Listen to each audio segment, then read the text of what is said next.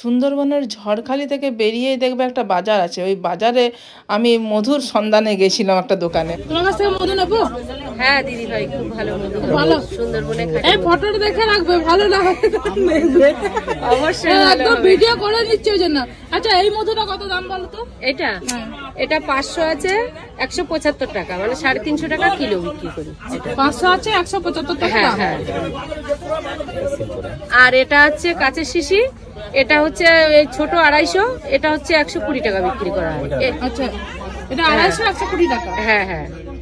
আর এটা হচ্ছে ফরেস্ট গভর্নমেন্টের থেকে সমিতি করেছে, করে এইটা সিল প্যাক করেছে। এটা প্রিন্ট আছে তোমার 299 টাকা। 299 টাকা। হ্যাঁ।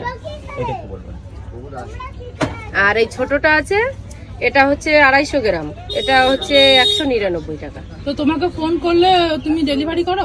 হ্যাঁ, আমি অনলাইনেও পাঠাই। তোর ফোন নাম্বারটা বলে দাও, জোরে জোরে বলবে।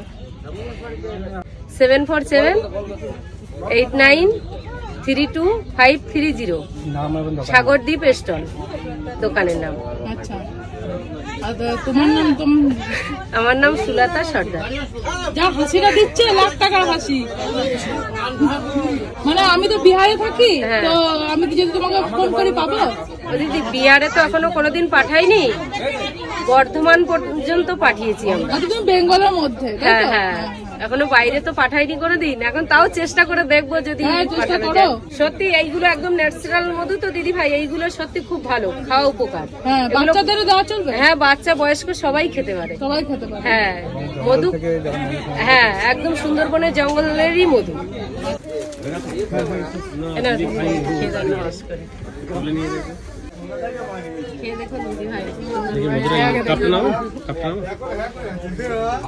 আমি মধু থেকে খাওয়ার জন্য অস্থির, ভিডিও শুটের স্টাইল ভুলে গেছি।